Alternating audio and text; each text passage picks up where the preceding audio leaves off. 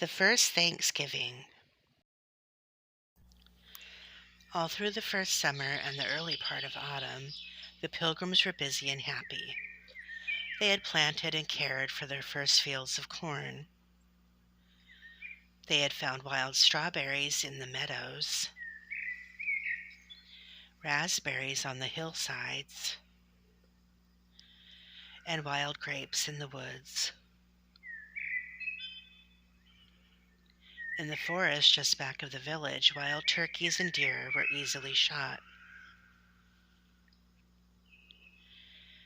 In the shallow waters of the bay, there were plenty of fish,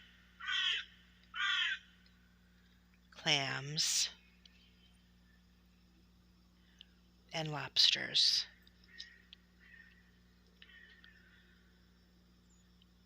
The summer had been warm with a good deal of rain and much sunshine, and so when the autumn came, there was a fine crop of corn.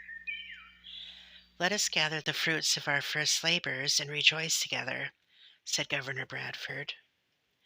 "Yes," said Elder Brewster, "let us take a day upon which we may thank God for all our blessings, and invite to it our Indian friends who have been so kind to us." The Pilgrims said that one day was not enough, so they planned to have a celebration for a whole week. This took place most likely in October. The great Indian chief, Massasoit, came with 90 of his bravest warriors, all gaily dressed in deer skins, feathers, and foxtails, with their faces smeared with red, white, and yellow paint. As a sign of rank, Massasoit wore around his neck a string of bones and a bag of tobacco. In his belt he carried a long knife. His face was painted red, and his hair was so daubed with oil that Governor Bradford said he looked greasily. Now there were only 11 buildings in the whole of Plymouth Village, 4 log storehouses and 7 little log dwelling houses. So the Indian guests ate and slept out of doors. This was no matter, for it was one of those warm weeks in the season we call Indian summer. To supply meat for the occasion, 4 men had already been sent out to hunt wild turkeys. They killed enough in one day to last the whole company almost a week. Massasoit helped the feast along by sending some of his best hunters into the woods. They killed 5 deer, which they gave to their pale-faced friends, that all might have enough to eat. Under the trees were built long, rude tables on which were piled baked clams, broiled fish, roast turkey, and deer meat. The young Pilgrim women helped serve the food to the hungry redskins. Let us remember 2 of the fair girls who waited on the tables. One was Mary Chilton, who leaped from the boat at Plymouth Rock. The other was Mary Allerton. She lived for 78 years after this first Thanksgiving, and of those who came over in the Mayflower, she was the last to die.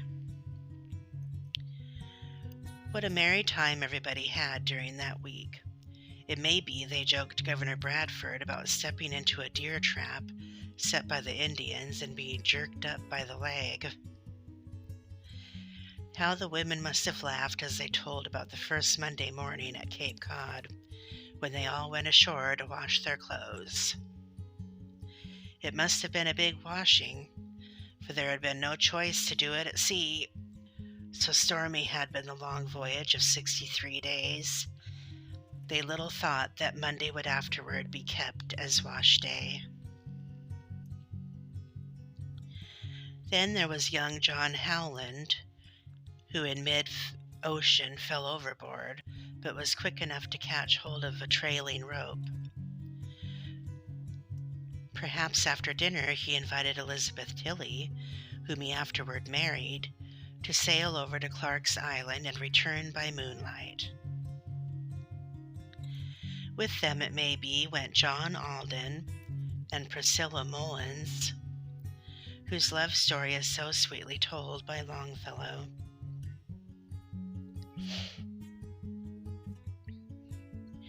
One proud mother, we may be sure, showed her bright-eyed boy Peregrine White. And so the fun went on. In the daytime, the young men ran races, played games, and had a shooting match. Every night the Indians sang and danced for their friends, and to make things still more lively, they gave every now and then a shrill war whoop that made the woods echo in the still night air. The Indians had already learned to love and fear Captain Miles Standish. Some of them called him Boiling Water because he was easily made angry. Others called him Captain Shrimp on account of his small size. Every morning the shrewd captain put on his armor and paraded his little company of a dozen or more soldiers.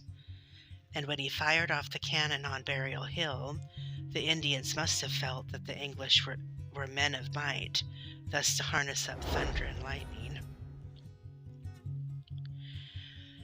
During this week of fun and frolic, it was a wonder if young John Billington did not play some prank on the Indians.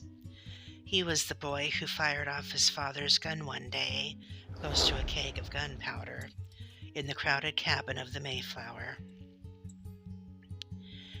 The third day came. Massasoit had been well treated, and no doubt would have liked to stay longer, but he had said he could stay only 3 days, so the pipe of peace was silently passed around.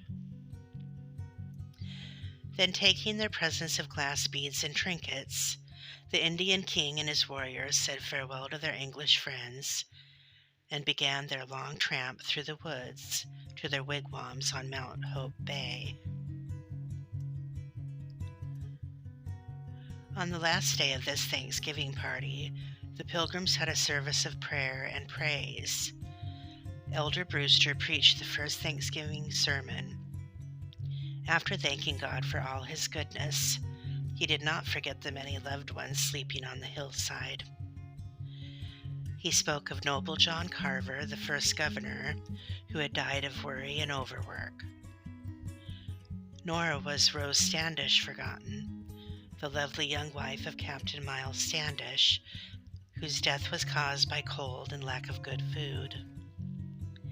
And then there was gentle Dorothy, wife of Governor Bradford, who had fallen overboard from the Mayflower in Provincetown Harbor while her husband was coasting along the bleak shore in search of a place for home. The first Thanksgiving took place nearly 300 years ago. Since that time, almost without interruption, Thanksgiving has been kept by the people of New England as the great family festival of the year. At this time, children and grandchildren return to the old home. The long table is spread, and brothers and sisters, separated often by miles, again sit side by side. Today, Thanksgiving is observed in nearly all the states of the Union, a season of sweet and blessed memories.